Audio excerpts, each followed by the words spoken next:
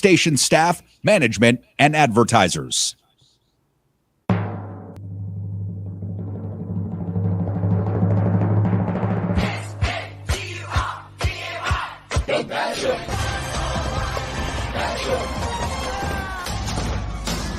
Liberalism is back in style.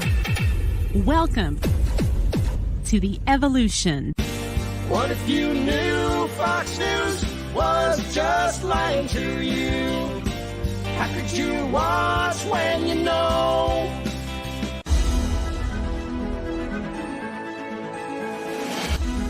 He was voted Variety Entertainer of the Year in the Excellence in the Arts Award. And is one of the highest Arbitrum, now Nielsen-rated talk radio hosts in Las Vegas. He is also a refreshing voice of logic and reason.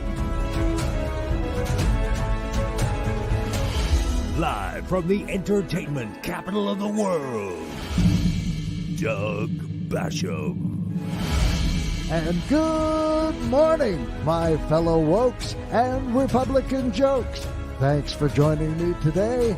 My name is Doug Basham, and welcome to the Doug Basham Show right here on KSHP in Las Vegas and on social media, and to a genuine demonstration of excellence in broadcasting.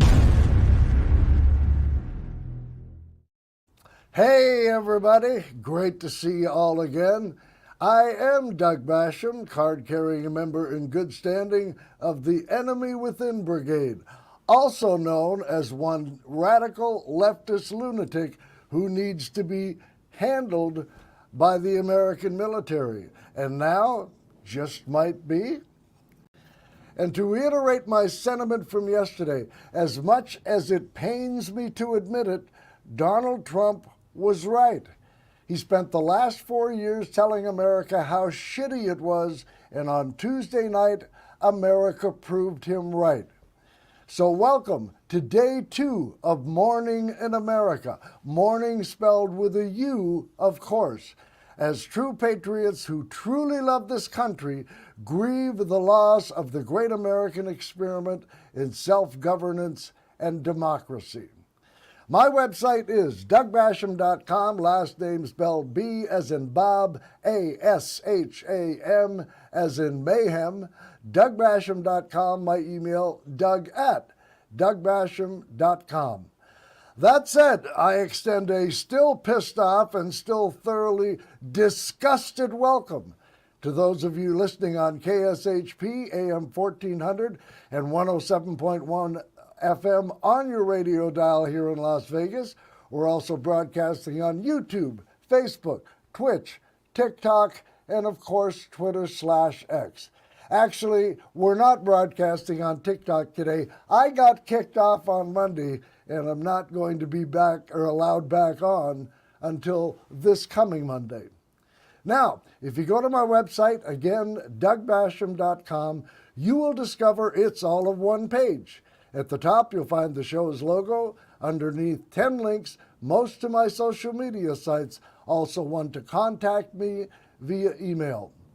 Now, the 2 links I'd like to call your attention to the most are, 1, my YouTube page, and 2, my TikTok page. On my YouTube page, I would respectfully ask you hit the subscribe button. On TikTok, please hit the red follow button. And hey, if you would like to watch the show live and not just listen to it, reason being, when I play clips, I don't play audio clips, I play video clips. Also, because this face was made for television, from my website, go to my YouTube, Facebook, or X pages. And if I violate YouTube policies and they suspend my stream mid-show, just go back to my website and then to my Facebook page or to my X page. 221-7283 is our call-in number here at the station, folks. If you would like to talk on the radio somewhere in our second half hour together, that's 702-221-SAVE, as in Save Our Democracy, something we failed to do on Tuesday and miserably. And now on to our broken news for the day.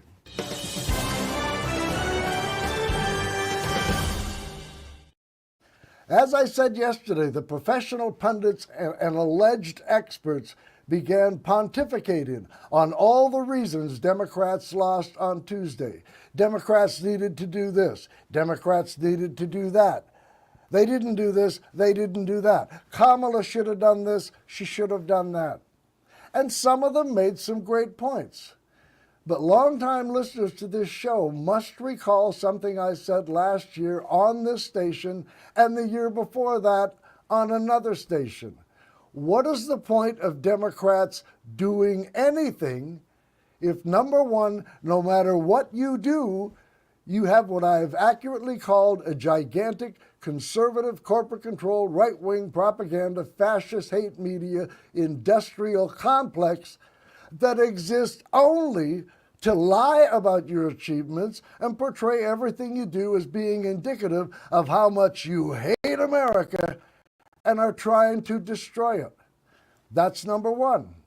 Number two, why should Democrats do anything if they don't fight against the aforementioned media and go out of their way to inform Americans of exactly what they've done? Former Republican Congressman Joe Walsh said something yesterday that not only I agreed with, but it was the exact same thing I've been saying for the past 3 years.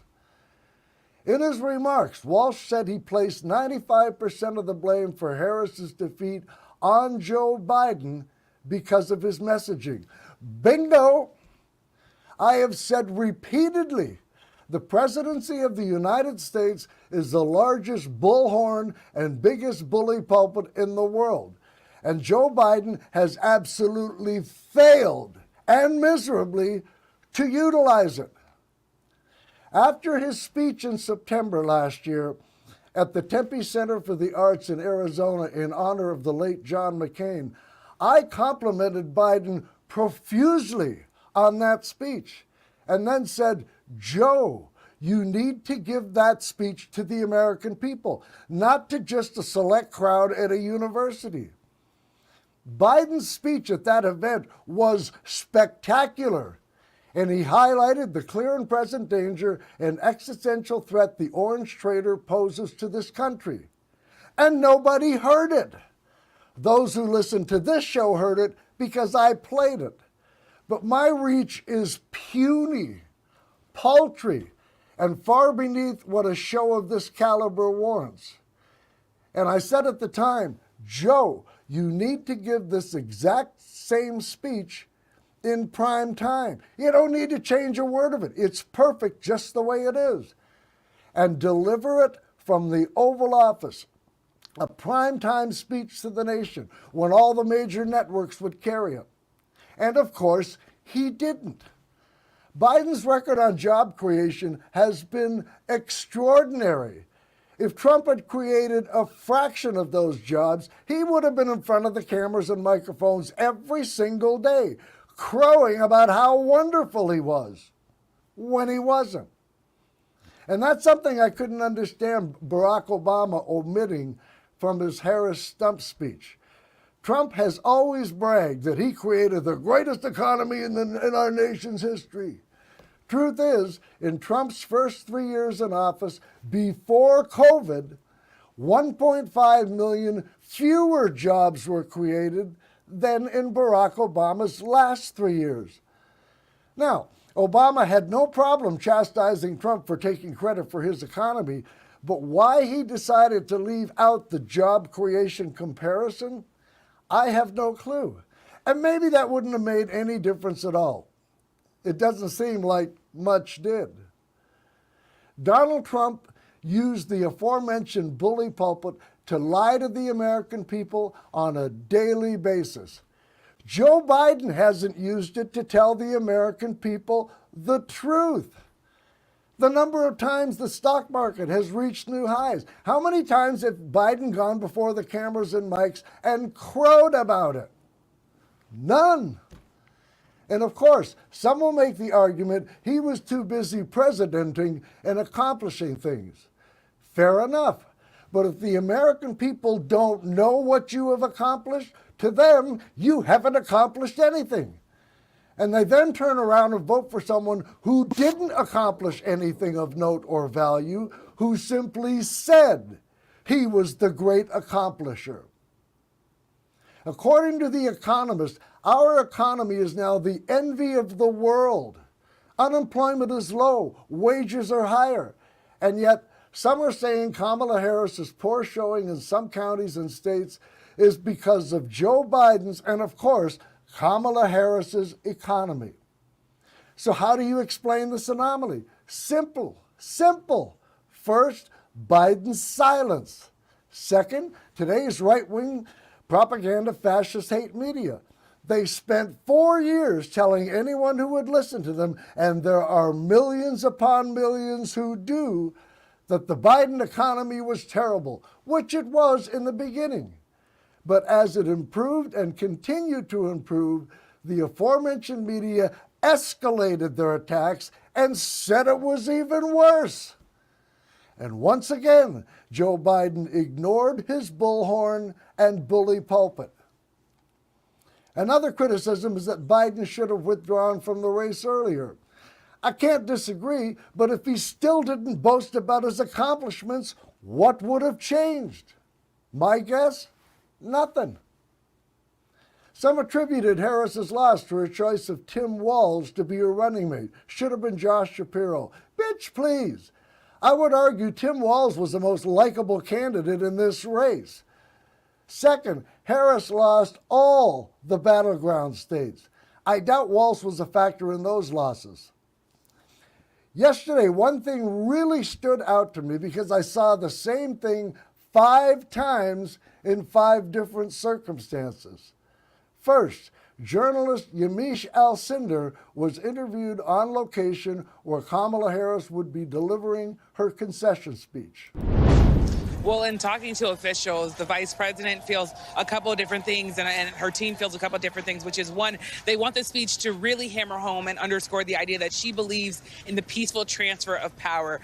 Campaign officials have told us that when she had that conversation with President-elect Trump, conceding and congratulating him for his win, that she talked about the peaceful transfer of power. So she really does expect to continue to talk about that.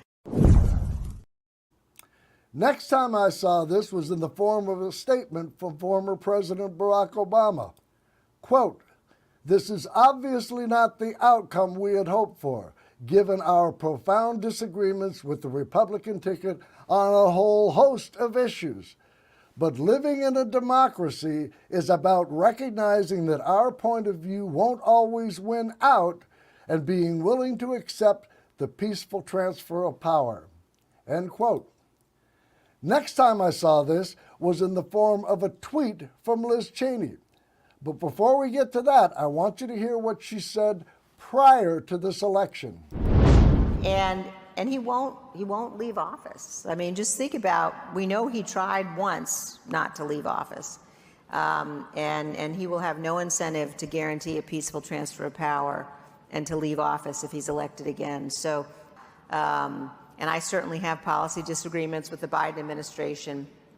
I know the nation can survive bad policy. We can't survive a president who is willing to torch the Constitution. Okay, he won't leave office. He already tried not to leave office once. He will have no incentive to guarantee a peaceful transfer of power and to leave office if he's elected again. And we can't survive a president who's willing to torch the Constitution. Agree completely. But this is what Cheney tweeted just yesterday. Quote, oh, I'm hitting the wrong button here. Quote, "Our nation's democratic system functioned last night and we have a new president-elect. All Americans are bound, whether we like the outcome or not, to accept the results of our elections. We now have a special responsibility as citizens of the greatest nation on earth to do everything we can to support and defend our Constitution, preserve the rule of law, and ensure that our institutions hold, over these coming 4 years. Citizens across this country, our courts, members of the press, and those serving in our federal, state, and local governments must now be the guardrails of democracy." End quote. Wait a minute. First you say Trump won't leave office. He won't facilitate a peaceful transfer of power if he's elected again. And you said we cannot survive a president who's willing to torch the Constitution. And then in the next breath, you say we have to accept the results of the election. Huh? Those two statements are diametrically opposed to one another. If we can't survive him, why would we accept him? And finally, this came from part of Kamala Harris's concession speech yesterday. Now, I know folks are feeling and experiencing a range of emotions right now. I get it. But we must accept the results of this election.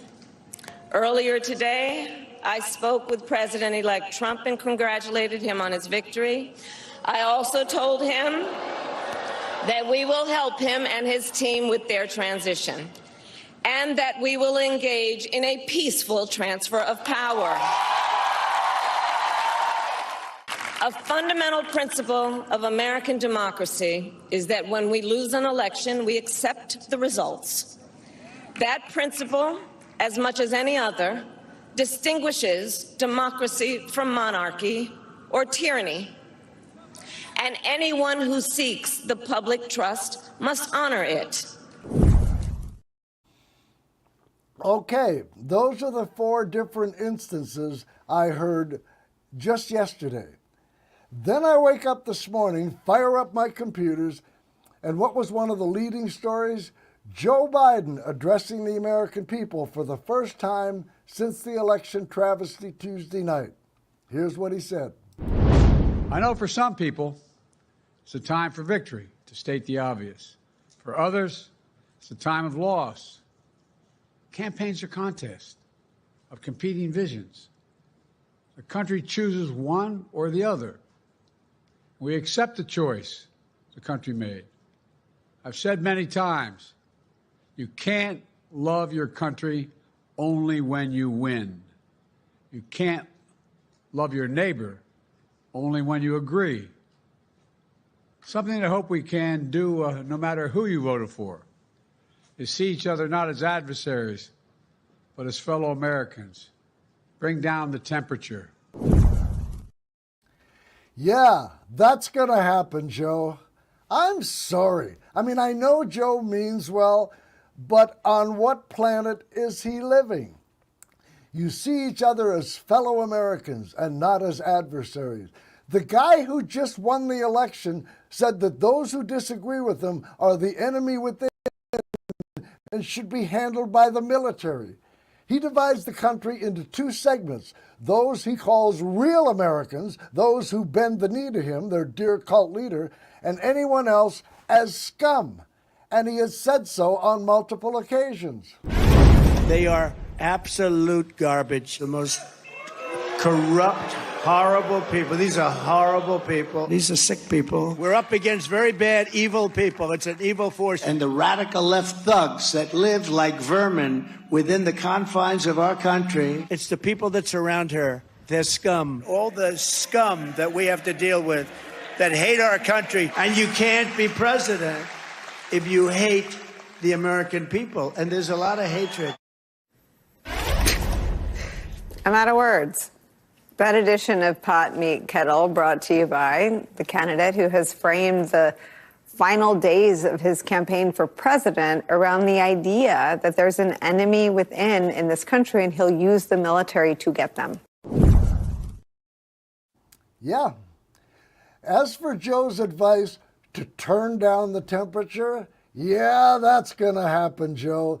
The people to whom you are referring want to burn the American experiment to the ground and have said so. And we're to accept that? In any event, all of these statements of accepting the election results and making sure we have a peaceful transfer of power inspired me to want to replay something I actually had a request to replay. And I don't mind, I want to. I thought it was one of my better pieces. I spent a lot of time formulating and writing it. I'm proud of it, and I think Tuesday's results warrant giving it a second look. I also think it's something to actually consider doing, although I have no notion it would actually happen, especially given what Biden said just this morning. You know, because we're Democrats. We play by the rules. We don't want to rock the boat. And don't mess with us or we'll send you a sternly worded letter. So there.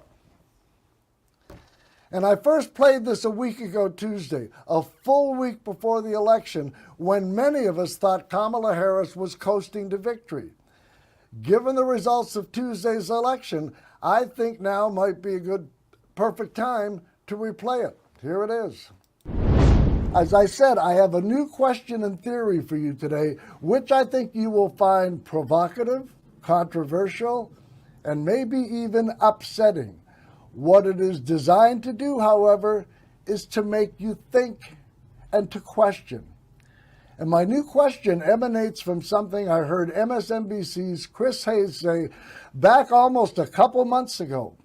I recorded it and I've been saving it along with my initial reaction to it, curious to know if anyone else would dare go there. To date, not one single solitary person I've heard has gone there. I will go there. First, let's listen to what Chris said that led to my question. 7 weeks to go. We're in the stretch run of this campaign. Everyone's obsessing over swing state polling on their phones and various outlets' odds for who will win. And the reason for that obsession with the just 7 or 8 states, the new poll in Arizona, is, of course, that we don't elect our presidents by a popular vote in this country. We have a, frankly, undemocratic system, the Electoral College. It's the reality of how American elections for president have worked for more than 230 years. And our citizens and our parties and our candidates, everyone who's operating covering the election, works within these constraints. That's how it works. That's one of the sort of ground truths of this election. The other ground truth that defines this election and the campaign right now is that one of the two candidates has shown us and told us he will not commit to a peaceful transfer of power. Harris-Walz's campaign is, I think it's fair to say, running uphill, in other words. The thing is, the only option for Kamala Harris and Democrats and the pro-democracy coalition, Popular Front, the only thing they can do is to organize and mobilize and persuade voters, use democratic means to save democracy. And if they win, they can and should strongly defend that victory in court. And if they lose, which is a real possibility, they then must peacefully transfer power. That's the way it works. Those are the only options on the table. Okay, and here's my question. Why? Why is the only option on the table for Joe Biden to peacefully transfer power? Why is it always up to us liberal Democrats to follow the rules, to respect the Constitution, especially when our opponent has said our Constitution should be terminated? And as further shown, he has less than zero regard for rules, including the rule of law. But if Kamala Harris were to lose a week from today, the only option will be for Joe Biden to, what? Follow the rules? Abide by the Constitution and turn the United States government over to someone who says he wants to terminate the Constitution? Tell me in what world that makes sense. And don't get me wrong, I am not in any way, shape, or form calling for another attack on our Capitol. That would take precious time away from our stereotypical liberal tree hugging. But here's what I am calling for. Earlier this year, back in July, when the Supreme Court issued their presidential immunity ruling, it didn't just apply to Donald Trump. It applied to Joe Biden as well. And how many times has Biden taken advantage of his newly granted immunity since July? I've been watching closely, and I haven't seen even a hint or a sniff of one such instance or example. He didn't order SEAL Team 6 to assassinate his opponent, which was actually one of the questions Trump's legal team was asked. And they did not respond by saying, "Oh, come on, that's ridiculous." Quite the opposite. Joe Biden has done squat with his newfound presidential immunity. So, further to my question, if Trump were to win, wouldn't that be a good time to exercise your presidential immunity, Joe? Consider, are you really going to turn the country over to a 34-count convicted felon? To an adjudicated rapist? Someone who's been charged under the RICO mob boss law? You going to turn the country over to someone who's been charged with conspiracy to defraud the United States by trying to steal an election he lost and erase the will and votes of 81 million people in the process? Someone who incited a vicious, unpatriotic attack on our Capitol and then did nothing while it was taking place and said his vice president deserved to be hanged? You're going to turn the country over to someone who's been charged with espionage, someone who stole sensitive nuclear documents and then waved them around in front of someone he knew did not have the proper clearance to see them. And God only knows who he sold them to and for what in return. And someone who ignored a legal subpoena for over a year in the process and tried to destroy evidence of his treasonous criminality. You're going to obey the Constitution and turn the country over to someone who said our Constitution should be terminated. To a guy who calls those of us on the left the enemy within, who should be handled by the American military. And that includes you, Joe. You're at the top of the list. Someone who calls the free press the enemy of the American people. He just did it again a couple times over the weekend in two separate locations. He did it again yesterday. Someone who, when we were short on COVID tests, sent them to one of our avowed enemies in Russia who wants nothing more than to see American democracy fail. That is who you're going to turn the country over to? You're really going to follow the Constitution for a guy you know wants to terminate it? Again, I ask, on what planet does that make any sense? In my humble opinion, here's what I have concluded Joe should say if Trump were to be declared the winner. Joe could say, and by the way, in a primetime address from the Oval Office, quote, "My fellow Americans, my fellow patriotic Constitution-loving Americans, I cannot in good conscience turn control of this country over to this man, who is the polar opposite of what this country stands for. I call this country the finest in the world. He calls it a garbage can. I believe in the rule of law. He breaks the law whenever he sees benefit to him and him alone from so doing. I believe in our judicial system. He tears it down every chance he gets, again, when he sees benefit to him and him alone from so doing. I care about our founding documents. He said our Constitution should be terminated. I care about the consequences to the American people from such brazen lawlessness. He only cares how the consequences affect him and him alone, and the welfare of our nation be damned. I don't see the American people, even those who disagree with me, as my adversaries. He calls anyone who disagrees with him the enemy within, and has stated that if necessary, they should be handled by the American military. I respect the independence of our Department of Justice. He wants the Attorney General to be his attorney. I respect the independence of our free press. He calls them the enemy of our people. I respect our Constitution. He says it should be terminated. I respect our foundational transfer of power. He incited an attack on our Capitol in order to steal an election he lost. I respect our democracy. The people that know him best call him a fascist. If I follow the Constitution, he will destroy it. And as I said, in all good conscience, I cannot let that happen. I cannot turn this constitutional republic over to someone who said he wants to terminate the Constitution. Therefore, I have come to the conclusion that it is far better and ultimately more patriotic that I will be the one who violates our Constitution, not destroys it, but violates the Constitution of this nation in order to preserve it.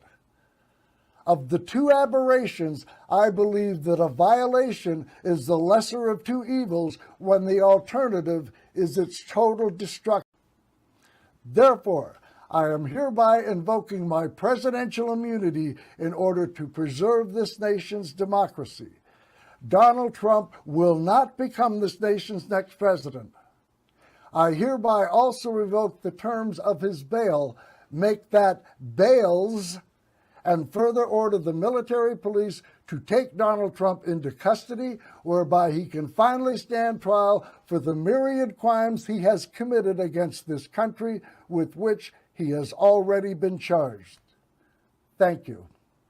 End quote. And then just walk away.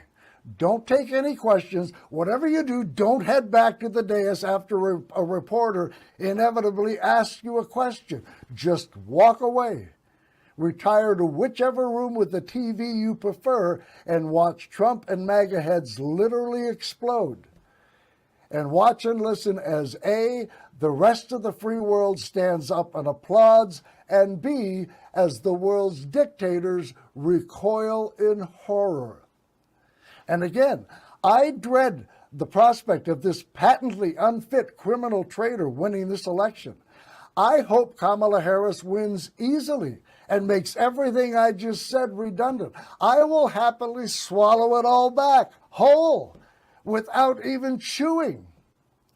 I just like to consider and prepare for all possible outcomes. But again, why do we Democrats always have to be the good guys? It's our constitutional right to appoint a Supreme Court justice. The right says, no, it's too close to an election. We say, okay. But then when it's their turn to appoint one and it is much closer to an election, they say, oh, that rule only applied to you, not us. And we say, okay, we're Democrats. We play by the rules, even though the other side threw the rule book in the garbage years ago. And I am well aware that everything I just said could be deemed radical. But again, I would ask, how in good conscience could Joe Biden turn this democracy over to a felon and a traitor who he knows full well wants to destroy said democracy? And this is what bugs me to no end. We still have 3 months left whereby we Democrats control the presidency and the Senate. And yet it is we who are wetting our pants over what Trump and the GOP will do if he gets back into the White House. Do you think they're worried about what we'll do in the next 3 months or even the next 4 years if Kamala Harris wins? Hell no.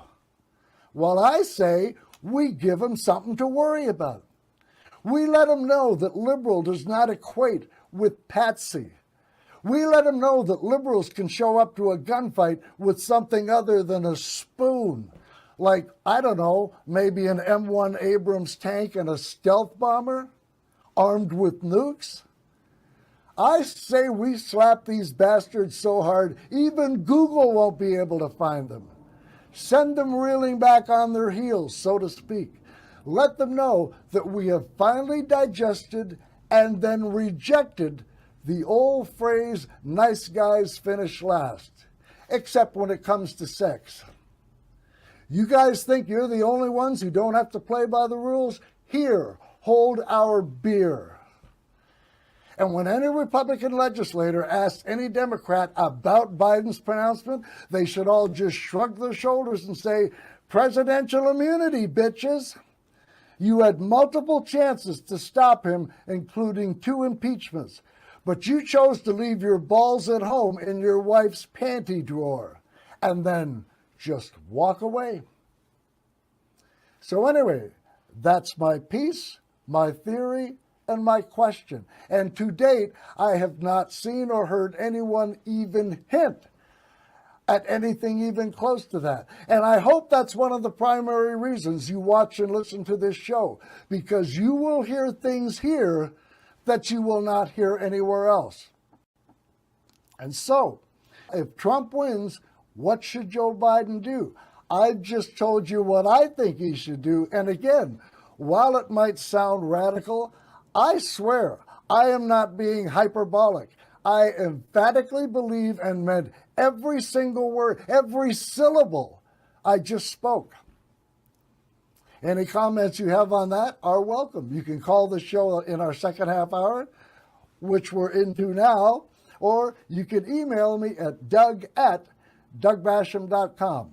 The phone number here at the station is area code 702-221-7283. That's area code 702-221-SAVE, as in, yes, save our democracy. Joe, exercise your presidential immunity.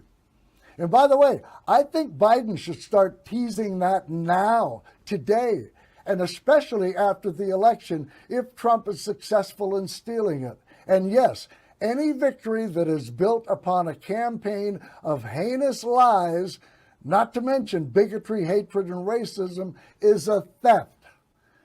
Biden could say to reporters, what was it the Supreme Court said back in July I had? Wasn't it something about presidential immunity? My memory is not as good as it once was. I am Sleepy Joe after all.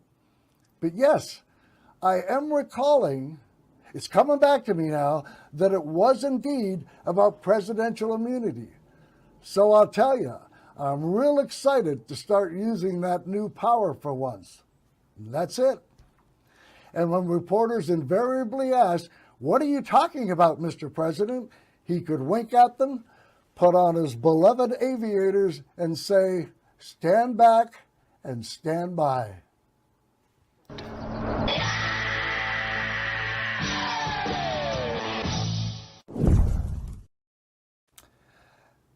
Oh, I came back fuzzy. Got to do a little bit of internal finagling here. I will disappear from the screen momentarily, and when I return, no fuzzy. It happens from time to time. I'm not exactly using a broadcast camera like you see on the cable networks. They never go fuzzy, mine does. But as the gentleman said, and you just heard, if you have something you'd like to get off your chest or discuss, you can call me. The number here at the station is 702-221-7283. That's area code 702-221-SAVE, as in save, something we did not do on Tuesday. But there you have it, folks. That was my piece. And again, when I wrote that over a week and a half ago, I was really hoping it wouldn't even be a consideration because of a Harris victory. But that's not what happened. And so I ask again, in all seriousness, how can people who profess to revere our Constitution, who know Trump's agenda is to destroy our democracy and terminate our Constitution, how can they tell us we have to accept the results of the election? Are we such a democracy we're going to allow someone to destroy it?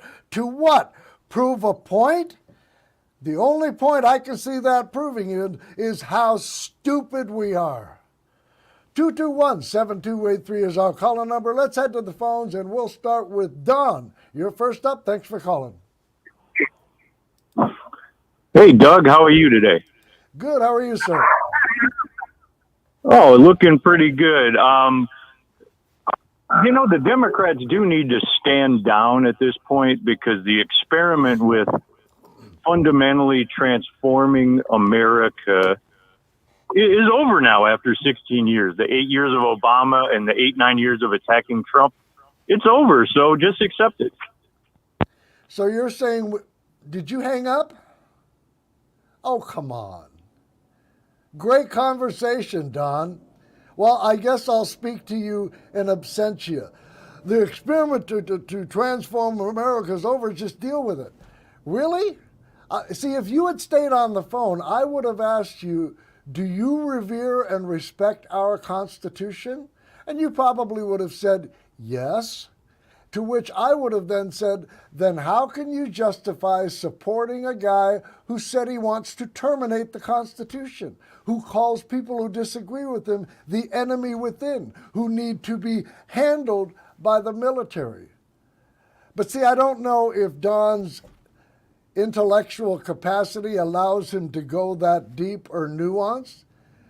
But see, folks, this is what we're dealing with. Someone who is so transparently shallow, like Don, no offense intended. Yeah, a lot of offense intended.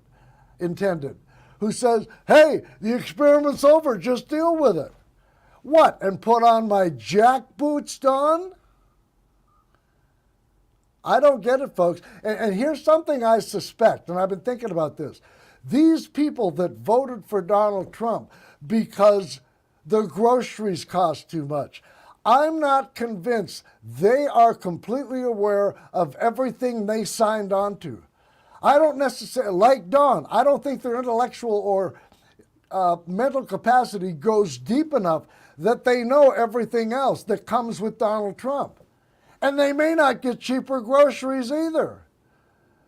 So that's what I suspect might be going on with Don. He doesn't know everything he signed up for. He just knows what his right-wing propaganda, fascist hate media tells him, that, oh, Donald Trump isn't a fascist. He was just joking. Oh, yeah, because who among us has not joked at several points in their lives to being a fascist? I don't get it, folks. I don't get it. 221, well, yeah, I do. That's the part that pisses me off. I do get it. I can't even say I don't this is what's so frustrating. So many people say, I don't get it. And I say it too. And I shouldn't, because I do get it. 221-7283 is our caller number. Let's go to Brandon. You're next. Thanks for calling. Hello? Yes. I'm going to call in, sir, to say, how can you have the audacity to say racist, bigot, and all of that stuff about a man when you're showing the hypocrisy example yourself and self-racism and not understanding is that he won, is that on the right merits, and just admit the truth, own up to it. Well, I'm not saying he didn't win. I've never said that. What I don't quite understand, and I didn't catch every word because your phone's going in and out, you said that I'm a hypocrite for calling someone racist. Is that what you said? I said self-racist goodly, sir. What? Self-racist. You're racist against your own race. I'm racist against my own race. I hate white people? Yes, you hate yourself. If you're talking about the guy and saying he's racist when he hasn't shown any example against other groups, and you're talking bad. If I call someone else a racist, that proves I'm a racist? Do you have any idea of the words that are drooling out of your mouth right now, or are you just going off the cuff? Because you're not making a whole lot of sense. Well, that is in fact right now what I'm proving. Self-racists are all racist. So you hating on Trump means you hate on other people, no matter who it is. Oh, hold it. Me hating Trump, which I fully confess to and proudly, shows I hate other people? Yeah. I mean, I'm not denying that I don't hate other people. I do. There's lots of people I hate. But me saying I hate Trump doesn't prove that. I actually have to come out and verbalize the other people I hate. You can't make the connection between me saying I hate Trump and that means I hate other people. And even if it does, who cares? My question is, why don't you hate Trump? He says he wants to terminate the Constitution, and people like me who disagree with him should be handled by the military. That is what is of import, not your garbage about, oh, you hate Trump, so you hate other people. Who cares? That's trivia, minutia, garbage. The question is, why don't you hate Trump? Because eggs might cost a little less? Because one of the reasons is because if you sow self-hatred, that ends up people coming back, hatred. Oh, for God's sake, did you not hear that soundbite I played earlier where he called people garbage and scum and evil?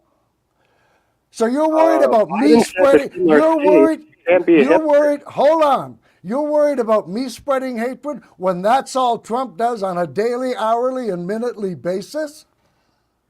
It's not about that. It's about the hypocrisy. Yes, it is. Yes, it is. And right now you're highlighting your hypocrisy. You're accusing me of hypocrisy because I hate people when the guy you're defending spreads hate on a daily, hourly, minutely basis. Do you not see your own hypocrisy? Well, even if of course you don't. Loud of course you proving don't. My point in a way. No, I highly doubt that, sir. Back to my question. Why don't I admit that I hate Trump with the heat and passion of 1,000 friggin' suns because he is a clear and present danger and existential threat to this country's democracy. And as said, he wants to terminate the Constitution. My question is,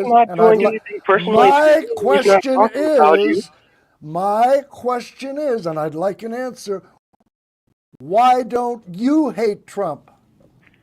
The reason why I don't hate him, because one, he's a strict, stern man that is going to and get our economy back, and also help the real American people. Than just words, actions more. Brandon, your first point was you don't hate him because why? Your phone was funny. The first reason you don't hate him is why? The reason why I don't hate him is because he has done good policies that has helped the United States. Name one. Number one, if you get rid, I'm telling the truth, is that cut taxes that helps the business owners not tax their employees like me, is that it takes out of my wallet. Because every money is a domino effect that affects each other, positive or negative. So you're espousing, okay, go ahead, number two. Number two, on illegal alien stuff. When people say, oh, he's a bigot or racist and all that phony stuff on that, that's not true because as a minority myself, an African American, is that a lot of these illegal aliens, guess what they do? Since a lot of people don't live in certain areas, they hate on each other, self-racism. Oh, God, back to your self-racism. Even worse. Okay, hold on. Let me, okay, now, which should be fixed. Brandon, now it's my turn if you're going to go back to the self-racism garbage. My question is, even if everything you said was true, and it's not, but even if it was, why are you supporting a guy who said our Constitution should be terminated and that anyone who disagrees with him should be handled by the military? That's what counts. That is a danger to our way of life and to what this country was founded to be. Why aren't you against that? The reason why I'm not against that, because revising the Constitution in the benefit of the actual people, the workers every day, is the right thing, which he's doing. And number two, military has the right to Jesus keep effing freedom. Christ. Does not mean do whatever I want. It means to do the right thing with it. Responsibility. So in other words, what you're telling us, dear Brandon, sir, is that you're perfectly fine with Trump terminating the Constitution. I wouldn't say terminate, but tweaking it a bit. Oh, but just screwing with it enough so that it hurts without lube. Is that what you're saying? I don't think it's going to hurt anybody. I think it's going to... I don't think it's going to... Okay, Thanks for the call, Brandon. I appreciate you calling. I hope you do it again. It was a spirited discussion, but my God, when confronted with the question, why don't you hate Trump because he wants to terminate the Constitution? Well, I think screwing around with the Constitution is okay, as long as it's Donald Trump doing it. First of all, he's not going to screw around with it. He can't do any constitutional amendments. That takes Congress, and that takes the states. He will do it by executive order. And who's going to stop him? The Supreme Court, who gave him a certain amount of presidential immunity as long as he attributes his crimes to official presidential actions? Wow. I got to admit, that's shocking. That's the first time I've heard. And again, Brandon, thanks for calling. That was, at the very least, illuminating. Brandon has no problem with Trump bending the Constitution over and having his way with it. Wow. Last word goes to Carl. I'm speechless right now. Carl, you got the last word. Yeah, hi, Doug. Listen, the first two callers you had reminds me of my past profession, listening to some people in the audience, in the office. They remind me so much of, unfortunately, unbalanced people. Yep. But this last one, Brandon, you had, he said he was an African American, a black gentleman, and he doesn't realize that. Oh, hold it, Carl. Did he? Carl, did he identify as an African American? I didn't hear that. Yeah, he said I'm a black gentleman. See, his phone sounded funny in my headset. I had trouble understanding him. I'm sorry I missed that. And they don't know that Trump probably hates the hell out of him because he doesn't remember when he owned apartment buildings in New York that he refused to rent to black people, and they caught him doing that, and he was fined many millions of dollars. They sent black people to the apartments, and they said there are no vacancies. And then they sent the same company sent a white couple to the apartment, and they had a vacancy, and he was fined, sued, and fined for millions of dollars for not renting. That's right. And if you tried to rent an apartment from the Trumps, they put a big capital letter C at the top of your application. C for colored. Right. And you're right. You didn't get the apartment. No, he hates. He doesn't like black people. But maybe the boats he can get from him, but that's about it. He wouldn't invite him to dinner in his home. That's for sure. Yep. I can tell you that. Oh, hell no. And anyway, I'm just afraid of what's going to happen when I hope this doesn't turn into a dictatorship. That's all. That's what worries me. But I hear you, Carl. I hear you. I'm with you. Yep. We can pray. Okay. Thanks for calling, Carl. Appreciate it. Hey, folks, in conclusion, I got to say, that was kind of interesting. I can't remember the last time I had phone calls from people on the other side of the political aisle. And I enjoyed that. I hope I didn't put you guys off by my responses. Dawn, I wish you had stayed on longer so we could have chatted a bit. And Brandon, I appreciate you calling in and staying as long as you did. And the only reason I let you go is I wanted to squeeze in one more phone call before I ran out of time.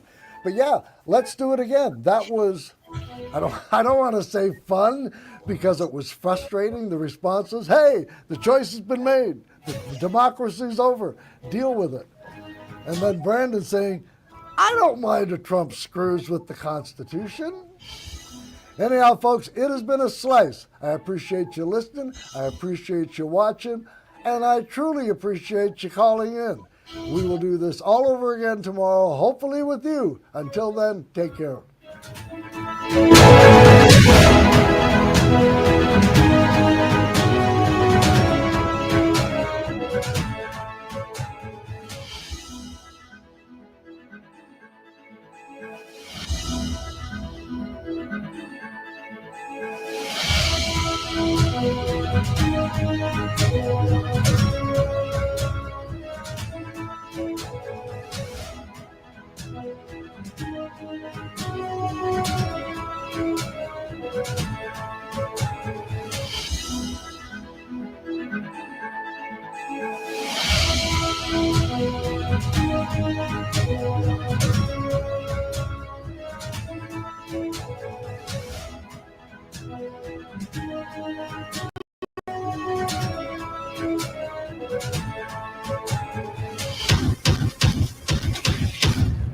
Doug Basham.